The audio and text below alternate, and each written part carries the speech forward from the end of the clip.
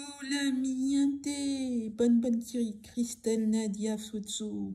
Alors miente, j'ai décidé de prendre moins de 10 minutes pour répondre à des questions que mes lecteurs se posent. Ceux qui m'ont fait l'honneur de lire, de déjà lire et d'acheter, de lire mon dernier roman dont le titre est L'intime dénouement de l'irréparable. Donc je vais prendre quelques temps pour vous répondre, chers lecteurs, vous qui m'envoyez vos questions.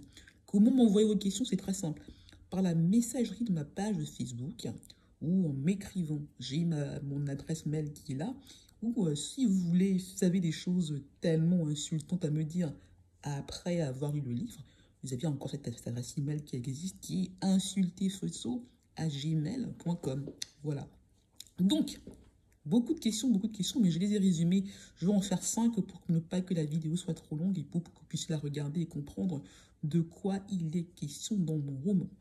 La question que beaucoup de mes lecteurs se posent, dont Monique qui est à Paris, elle me demande « Mais Christelle, comment allez-vous » Chère Monique, cher lecteur, je vais très bien. Je vais très bien, je veux dire, je survis. Voilà. Le fait d'avoir écrit ce roman a été non pas une libération, mais un grand soulagement. Je l'ai dit, ce roman m'a pris 12 ans. Et j'ai longtemps pensé, parce que j'ai commencé à l'écrire dans des circonstances qui étaient juste de ouf. J'en ai parlé dans ce post-là que beaucoup d'entre vous ont lu, c'est-à-dire Mouna Nyong'o, Mounia Songo, voilà, et qui parlait comme ça de mon expérience, le moment où j'ai réalisé que pour les gens qui avaient mon ADN, je n'étais qu'une simple handicapée. Pour Monique, je vais très bien, voilà. Je me porte bien, je me sens bien, j'avance. Écrire est une manière comme ça de lutter et de continuer et d'avancer. Voilà. Vous savez, quand on a cette chance de pouvoir écrire, écrire devient un roman comme celui-là est un exutoire. On y met beaucoup de choses. Et une des raisons pour laquelle il m'a pris autant de temps, c'est que je devais à un moment décharger. Il y avait beaucoup de choses dans le livre. Il y avait trop d'explications. Donc il a fallu dégraisser le mammouth. Ce roman, il fait 270 pages, mais avant, il faisait plus de 350 pages. 350 pages. Il a fallu un talent, du temps, pas un talent. Écoutez, je pense qu'on ne peut pas écrire un roman comme celui-là, son talent, mais il a fallu du temps, de la patience.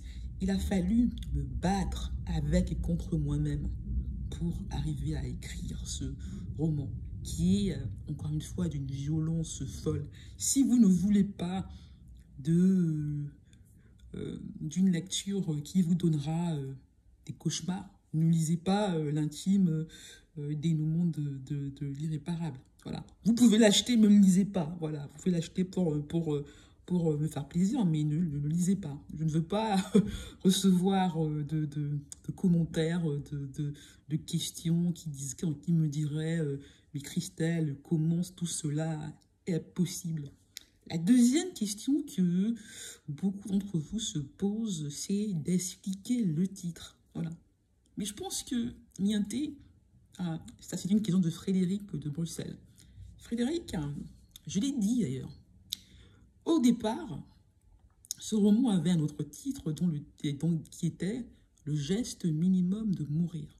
Puis les choses ont évolué. Donc j'ai commencé ce roman avant mon amputation et les autres opérations que j'ai eues. Et il y a un moment, il y a eu comme ça, vous savez, tout écrivain, tout artiste sait qu'il est en train de faire quelque chose de, je ne dirais pas le mot, mais de worthwhile, quelqu'un de l'importance quand sa création lui échappe. Et donc il y a eu ce moment-là où mes personnages, comme ça, se sont mis à devenir vivants. Et je suis tombée sur ce poème de René Char, Visage nuptial, qui avait ce titre, qui avait mon titre, ce vers, L'intime dénouement de l'irréparable. Et là, Miente, je me suis dit, c'est exactement ça, l'irréparable, l'intime dénouement de l'irréparable.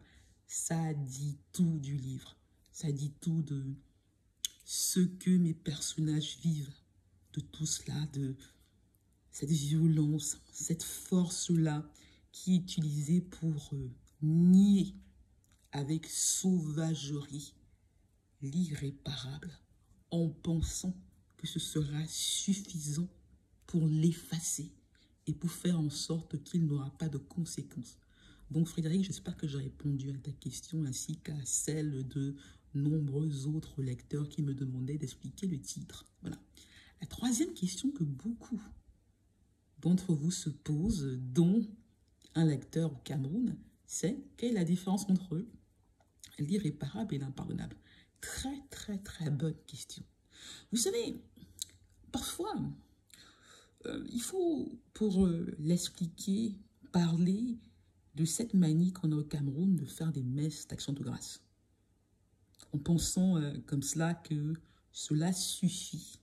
Que Dieu est au-dessus, est tellement au-dessus de l'homme, de l'être humain, des femmes, de tout, qu'il suffit, lorsqu'on a commis un acte, de faire une messe d'action de grâce, demander pardon et tout est pardonné. Que la victime ne compte pas. L'impardonnable, en général, même lorsqu'il est, comment dire, même lorsqu'il y a des regrets, a tout à voir avec la victime. Voilà. On va vers la personne qu'on a blessée, qu'on a, je sais pas, on peut utiliser toutes sortes de mots et on demande pardon. On demande pardon. Ça suffit en général si la personne l'accepte en disant « Ok, c'est bien ». Mais l'irréparable est au-dessus de tout cela. Le pardon ne suffit pas. Le pardon n'est même pas le sujet. Parce que la réparation est impossible. Et parce que une ligne rouge a été franchie. Cela veut dire que les conséquences seront au niveau de la violation. Il n'est pas possible de revenir en arrière. Il n'est pas possible que le pardon arrête tout. C'est bien pour cela que dans toutes les sociétés au monde, depuis que le monde est monde, il y a des interdits, il y a des lignes rouges, il y a des choses qu'on ne fait pas. Surtout, surtout, avec ses intimes.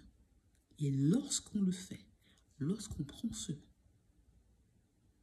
risque-là, lorsqu'on choisit de s'affranchir de certaines règles, il n'est pas possible après de dire « je ne savais pas », de demander pardon, de faire une messe d'action de grâce et d'insister, de dire « c'est la victime le problème, c'est la personne le problème, c'est l'autre le problème », de dire, de justifier tout cela.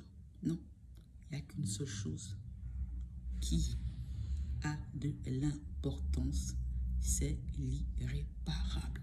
Et les conséquences sont à ce niveau-là. C'est pour ça que l'irréparable a toujours un dénouement intime. Ceux qui ont lu le livre, et je vous remercie de le lire, et de plus en plus nombreux, ça me fait plaisir, comprennent que les personnages dans le livre pensent qu'il est possible, en niant l'irréparable, avec sauvagerie, de l'effacer. Ils pensent que tout est question de force, d'argent, qu'on peut comme cela effacer. L'irréparable. Ce n'est même pas le mal qu'on a commis, mais c'est les lignes rouges qui ont été franchies.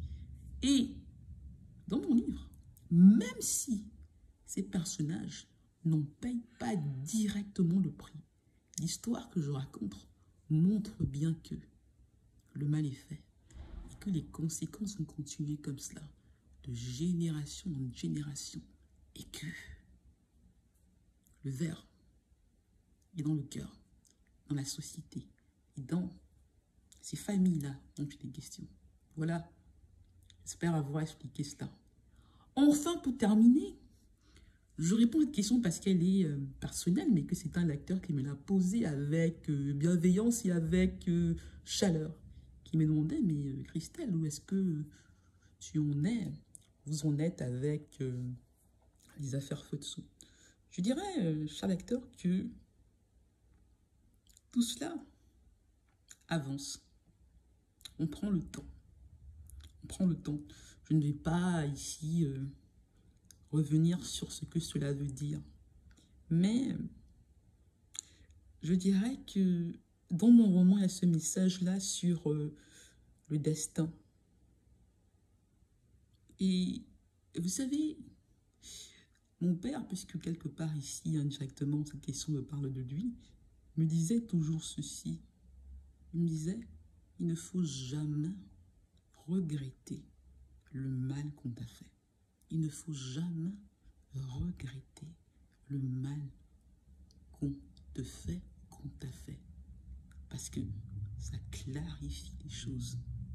Et lorsque tu ne le mérites pas, cet élève, ton mienté, tout cela, toutes mes batailles m'élèvent. Et je ne suis pas pressée. Ça avance. Donc voilà, je répondrai à votre question si vous voulez m'écrire. C'est facile à la messagerie sur mes réseaux. Je suis Twitter, à Christelle Nadia, @ChristelleNadia. Je suis sur Facebook, vous savez, voilà, sur YouTube même. Et voilà, je suis sur Instagram, vous pouvez m'envoyer des questions ou vous pouvez m'écrire. Il y a la messagerie pour les insultes, insulter Futsu avec Z, hein, futsu@gmail.com. Vous pouvez m'écrire, c'est très facile. Facebook, tout cela, vous m'écrivez, vous me posez des questions, on refera cela. Pour mienté, merci, lisez le livre, achetez le livre, lisez le livre et on continue. On est ensemble. À bientôt. Adios.